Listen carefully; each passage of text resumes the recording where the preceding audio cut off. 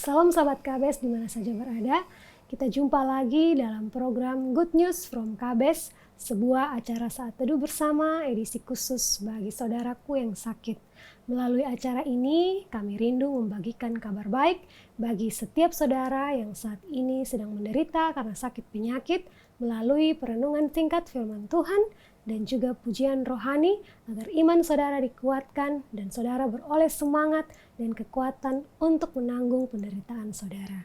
Baik saudara, sebelum kita membaca dan merenungkan firman Tuhan, saya mengajak saudara untuk berdoa. Kita berdoa. Bapa di sorga, kami mengucap syukur untuk berkat kehidupan yang Tuhan berikan kepada kami malam hari ini. Dan saat ini Tuhan, kami sudah bersama dengan semua pemirsa yang sedang menyaksikan acara ini. Tuhan, kami mau baca dan merenungkan firman Tuhan, dan kami mohon kehadiran Roh Kudus menolong kami dalam kami merenungkan firman Tuhan ini, supaya kami dapat menyampaikan dengan baik, dan semua saudara yang mendengarnya juga Tuhan, mereka beroleh kekuatan dan semangat di dalam menghadapi masa-masa sulit mereka saat ini. Terima kasih Tuhan, kami sadar kami adalah orang berdosa. Oleh karena itu kami mohon pengampunan yang dari Tuhan bagi kami, agar apa yang kami lakukan ini tidak menjadi sia-sia, tetapi boleh mempermuliakan nama Tuhan. Terima kasih Bapa Surgawi, dalam nama Tuhan Yesus kami berdoa. Amin. Tema kita dalam episode kali ini adalah lawatan Tuhan melalui sesama. Dan yang mendasari akan renungan kita malam hari ini, saya ambilkan teksnya dari Matius pasal 8 ayat 5-13. Saya bacakan. Ketika Yesus masuk ke Kapernaum, datanglah seorang perwira mendapatkan dia dan memohon kepadanya, "Tuan, hambaku terbaring di rumah karena sakit lumpuh dan ia sangat menderita." Yesus berkata kepadanya, "Aku akan datang menyembuhkannya." Tetapi jawab perwira itu kepadanya, "Tuan, aku tidak layak menerima Tuan di dalam rumahku. Katakan saja sepatah kata, maka hambaku itu akan sembuh. Sebab aku sendiri seorang bawahan dan di bawahku ada pula prajurit. Jika aku berkata kepada salah seorang prajurit itu pergi, maka ia pergi. Dan kepada seorang lagi datang, maka ia datang. Ataupun kepada hambaku, kerjakanlah ini, maka ia mengerjakannya." Setelah Yesus mendengar hal itu, heranlah ia dan berkata kepada mereka yang mengikutinya, "Aku berkata kepadamu, sesungguhnya iman sebesar ini tidak pernah aku jumpai pada seorang pun di antara orang Israel. Aku berkata kepadamu, banyak orang akan datang dari timur dan barat dan duduk makan bersama-sama dengan Abraham, Ishak, dan Yakub di dalam kerajaan sorga. Sedangkan anak-anak kerajaan itu akan dicampakkan ke dalam kegelapan yang paling gelap. Di sanalah akan terdapat ratap dan kertak gigi." Lalu Yesus berkata kepada perwira itu, "Pulanglah dan jadilah kepadamu seperti yang engkau percaya." Maka pada saat itu juga sembuhlah hambanya. Saudara, teks kita ini menceritakan tentang kisah seorang perwira di Kapernaum yang memiliki seorang hamba dan hambanya itu sakit lumpuh. Ayat 6 bacaan kita tadi katakan, "Tuan, hambaku terbaring di rumah karena sakit lumpuh dan ia sangat menderita." Ayat paralelnya di kitab Lukas 7 ayat 2 mengatakan, di situ ada seorang perwira yang mempunyai seorang hamba yang sangat dihargainya. Hamba itu sedang sakit keras dan hampir mati. Jadi hambanya itu sakit lumpuh, sakit keras dan hampir mati. Bisa dibilang kelumpuhannya itu sudah sangat parah dan keadaannya sekarat, sehingga perwira itu memohon pertolongan kepada Yesus.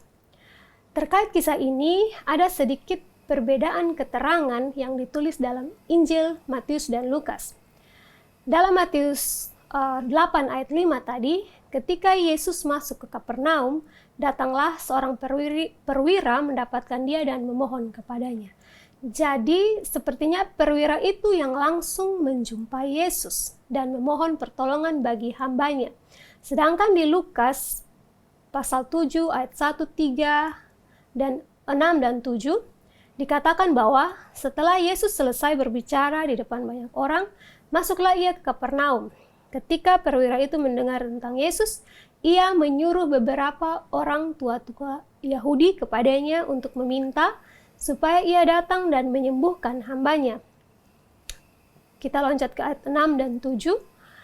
Lalu Yesus pergi bersama-sama dengan mereka. Ketika ia tidak jauh lagi dari rumah perwira itu menyuruh sahabat-sahabatnya untuk mengatakan kepadanya, "Tuan, janganlah bersusah, sebab aku tidak layak menerima Tuan di dalam rumahku.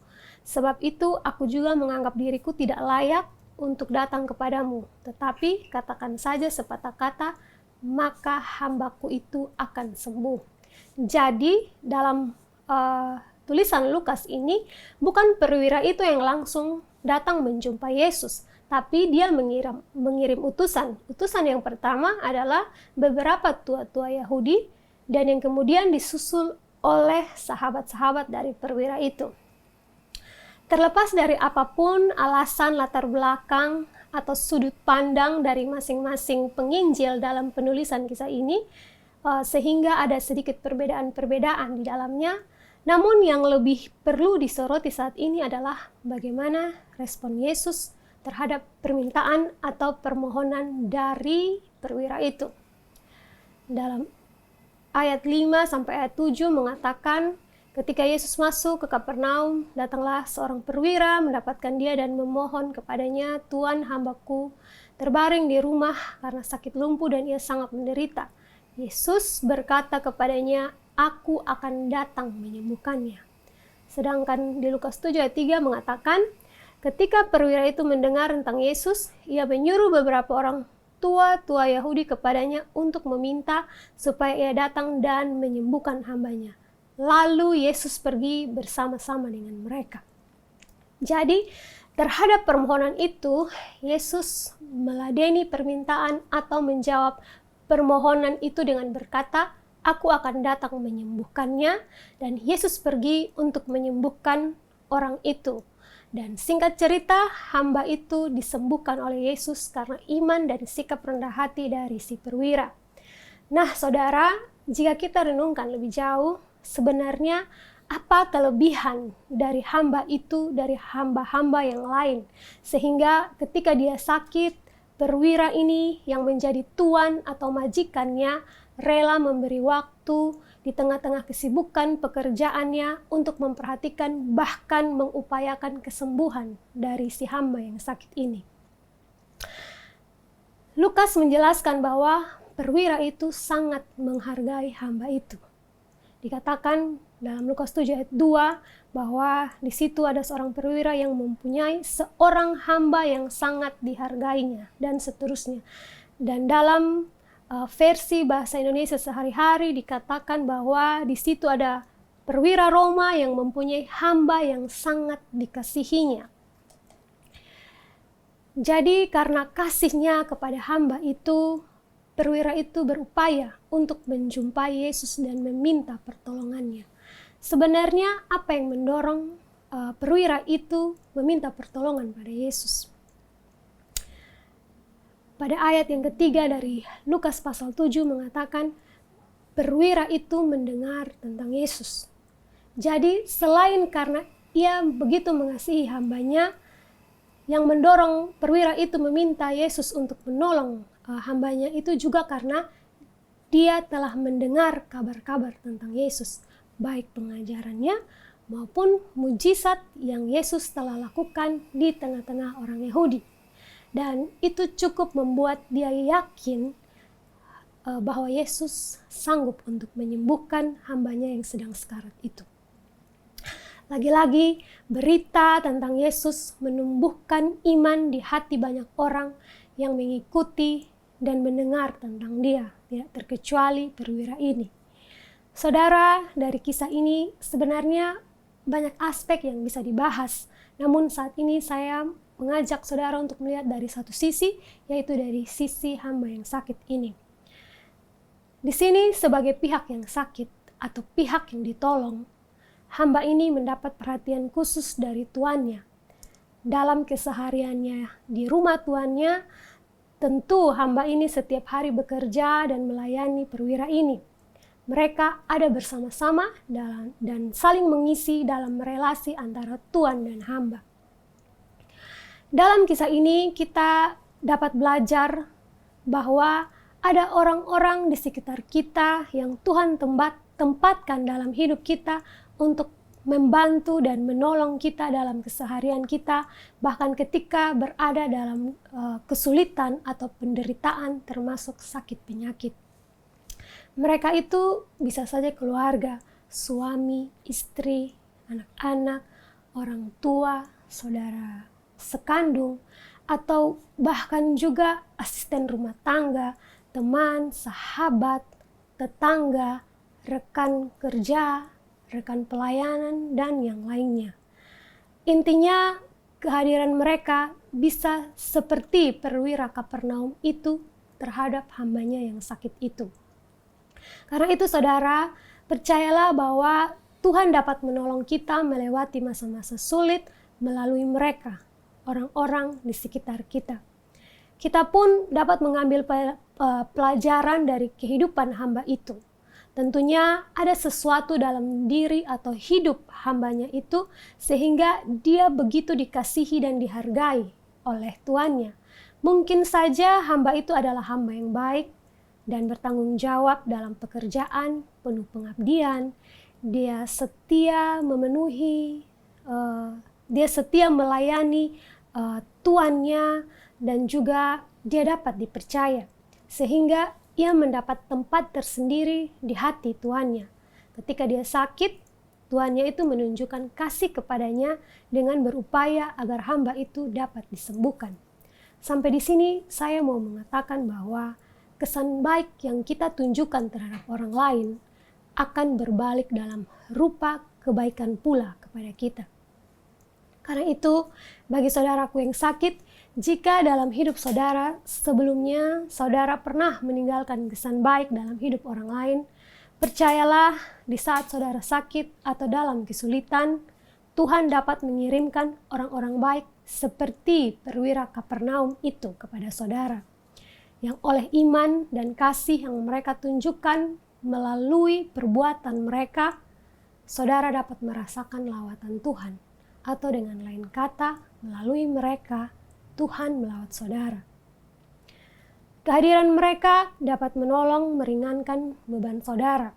Mungkin bisa berupa semangat atau energi positif, dukungan doa, bantuan tenaga, pikiran, perhatian, bahkan materi. Bisa juga telinga untuk mendengar, bahu untuk bersandar, ataupun pelukan hangat, tanda support mereka bahwa saudara tidak sedang menghadapi masa sulit ini sendirian. Tuhan bisa saja menyatakan kasih-Nya kepada saudara melalui mereka. Saudara, mungkin selama saudara sakit, saudara hanya memikirkan diri saudara sendiri dan lupa memberi perhatian, apalagi sebuah ucapan terima kasih kepada mereka yang hadir dalam penderitaan dan kesulitan saudara saat ini. Setelah mendengarkan firman Tuhan malam hari ini, kiranya saudara mulai merenungkan hal ini dan mulai bersyukur buat kehadiran orang-orang yang Tuhan tempatkan dalam hidup saudara yang bisa dipakainya menjadi alat untuk mendatangkan kekuatan, semangat, bahkan kesembuhan dan juga pemulihan hidup bagi saudara. Tuhan menolong saudara. Amin. Kita berdoa. Bapa, terima kasih untuk firman-Mu bagi kami pada malam hari ini. Ajar kami Tuhan untuk mengucap syukur kepadamu atas keberadaan atau kehadiran orang-orang baik di dalam hidup kami yang Tuhan pakai untuk menolong kami, memberikan kami kekuatan, semangat, membantu, menolong kami Tuhan. Dan biarlah mereka semua juga diberkati dalam kehidupan mereka, karena mereka juga telah menjadi berkat bagi kami. Terima kasih Tuhan untuk cara-cara-Mu yang ajaib menolong kami. Terutama bagi saudara-saudaraku yang sedang sakit, biarlah hal-hal kecil yang mereka jumpai di rumah mereka atau dalam kehidupan mereka lewat orang-orang terdekat mereka, Tuhan, itu menjadi salah satu alasan bagi mereka untuk bersyukur kepadamu karena Tuhan sedang melakukan kebaikan dalam kehidupan mereka. Terima kasih Tuhan untuk firman-Mu. Kami bersyukur kepadamu demi nama Tuhan Yesus. Amin.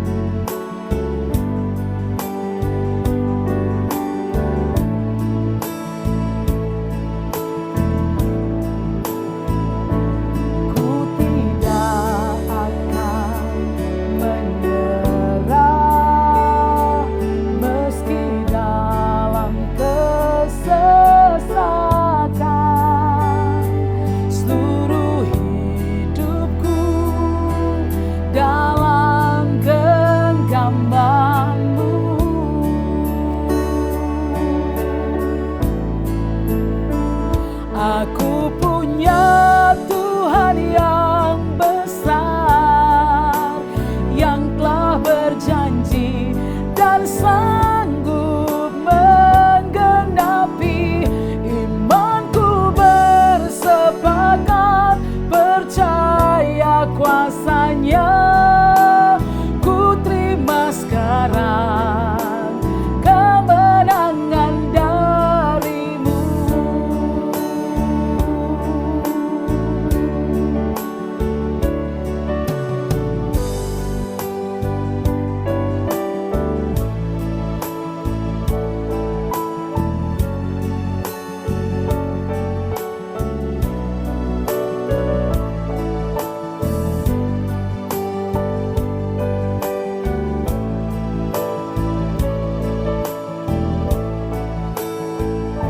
Aku punya Tuhan yang besar, yang telah berjanji dan sanggup menggenapi.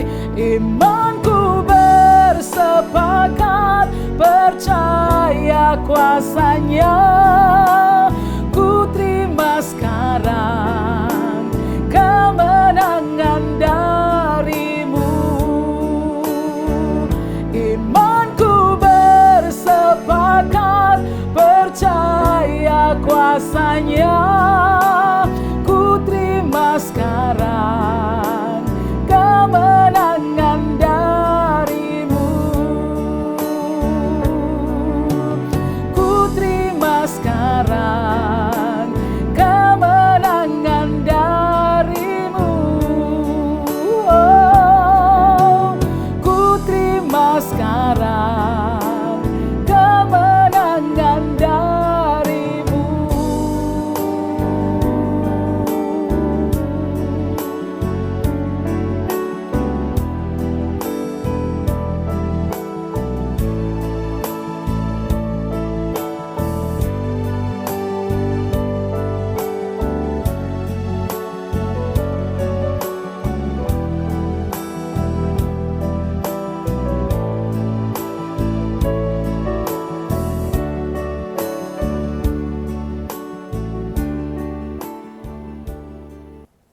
Baik saudara, kita sudah sampai di penghujung acara malam ini. Kiranya kabar baik yang sudah kami sampaikan melalui renungan singkat firman Tuhan dan juga pujian rohani menguatkan iman saudara-saudaraku yang sakit. Sampai jumpa di episode berikutnya. Tuhan Yesus memberkati.